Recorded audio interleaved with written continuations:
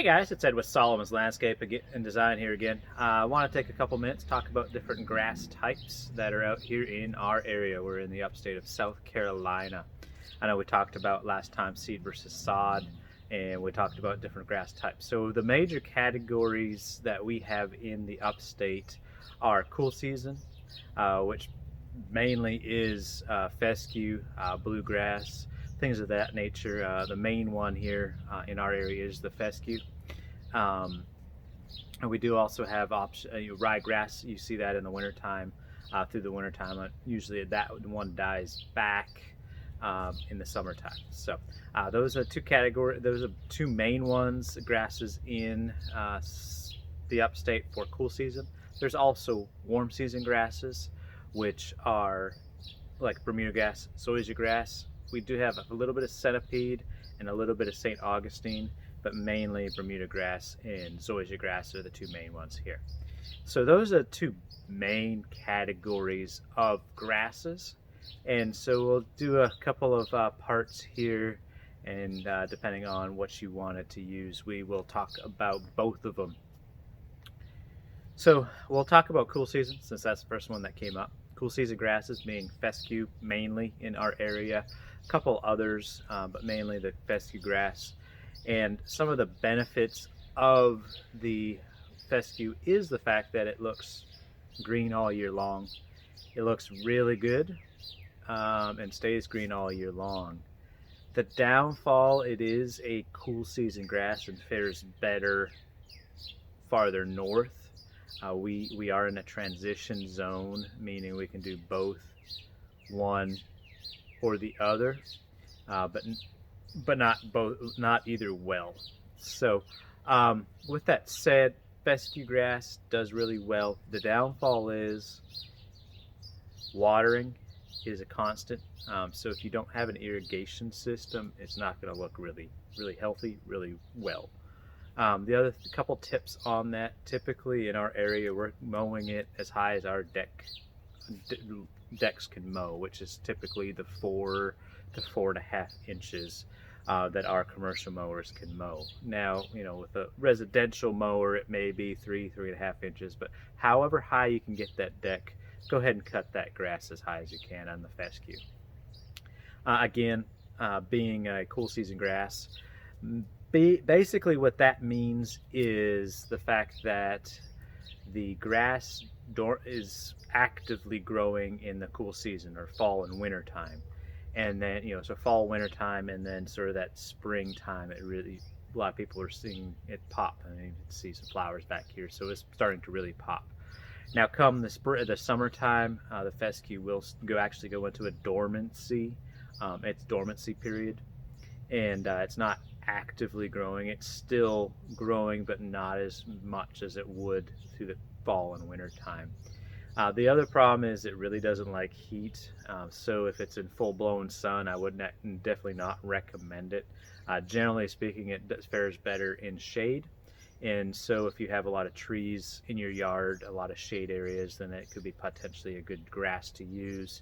Just know that you pretty much will have to water on a constant basis to have a really good looking stand of grass, because of the type of grass. It just can't stand the heat and the humidity that we have. The other thing that we typically see with it through the summertime, especially later into the summertime with the higher temperatures, the higher humidity, we see a lot of potential for diseases. Pests and diseases is usually a big thing. Brown patch is a big one that fescue yards typically have around here. So again, beautiful grass. It looks great all year round, especially after it's freshly mowed. There's nice green and green stripes in it. The downfall is it just requires a lot of input and a lot of care. And so that's the fescue and cool season. All right, so now we talked about cool season, so now we're going to be talking about warm season grasses. And so with the warm season grasses, typically in our area, you're seeing Bermuda grass and Zoysia grass. Sometimes you'll see Augustine and St. Augustine and centipede grass here as well. But the two majors are Bermuda and Zoysia grass. They're called warm season grasses, well, because they're actively growing in the warm summer months, and then go dormant. And you can tell it's dormant because they go brown in the fall and winter time. So the good thing about these grasses are, one, they're really hardy and really suited to the heat, um, and the humidity, and so they do really well with fairly minimal inputs. Watering is not necessary. Once it's established, it's not nearly as important as your cool season, and then it still looks really good and really thick through the year. There's a couple of differences between the Bermuda and the Zoysia grasses, mainly texture and thickness. The Bermuda grass is more common. A lot of times it's a very fine, or sometimes known as wiregrass. So the blades are really wiry and thin. It looks really good. It can. You can irrigate it. You don't have to irrigate it. For example, we've had properties where they have the fertilizer and weed control on the Bermuda grass, one with irrigation, one without. And to be honest, it was hard to tell the difference. I know the one with irrigation was watering regularly. There was a slight bit of difference, but overall, for the amount of water that they were putting out there and spending on watering, there wasn't a huge difference. The only difference came when we had dry spells for like a month with no rain, a month and a half with no rain. The non-irrigated Bermuda would actually start going into dormancy, start browning out a little bit. But then as soon as it rained, literally within a week, it would green right back up. So it's really, both grasses are really good for this area. Bermuda grass is a little bit more hardy. It grows a lot faster, and these are creeping grasses. So what they do is they'll start here, and then they'll creep a little bit, root in, and they also will spread underground as well as, and then blades on top as well. So it'll kind of creep, root in, creep, root in, creep, root in. So they will recover a lot faster. They'll fill in spots really well. Bermuda grass typically will creep from where it was last year to where it ends up at the end of the season, usually about 8 inches in one season.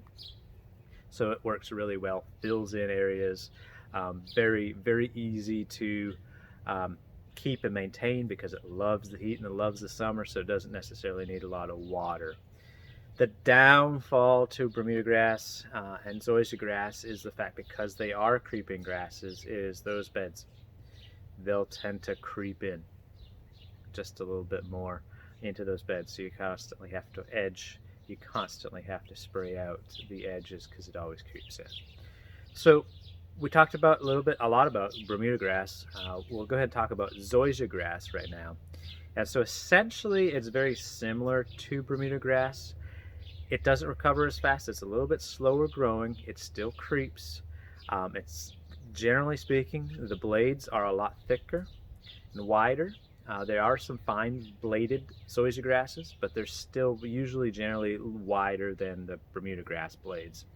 The other thing about Zoysia is it essentially is really super, super thick and really hard to mow unless you have a really good quality high horsepower motor, because it is really so thick and dense.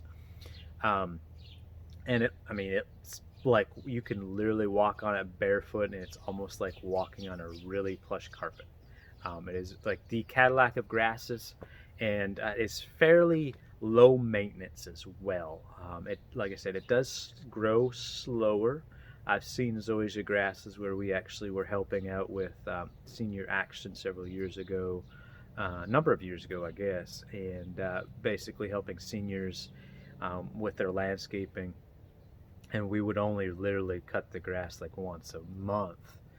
And there was a couple of properties that had Zoysia in some areas, and realistically a month later, and you're mowing, but it's, you're only mowing a couple inches where everything else was, foot or more, generally speaking. So like I said, it is a really slow grower.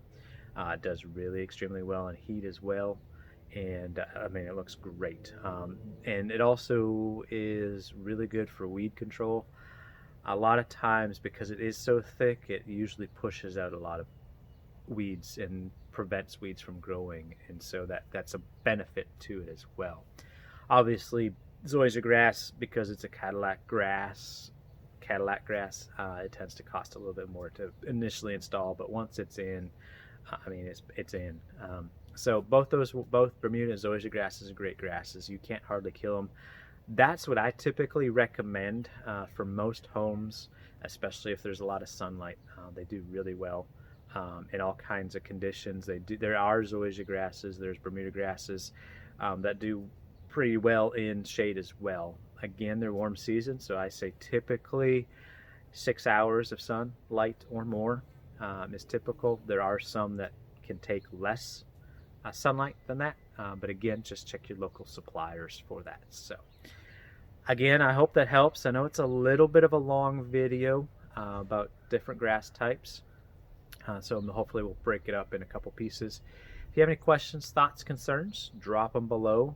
Any comments, drop them below, and we'll reply as soon as we can. But again, those are different grass types that we have in the area, and I appreciate your time, and you take care. Have a great day. Stay safe out there.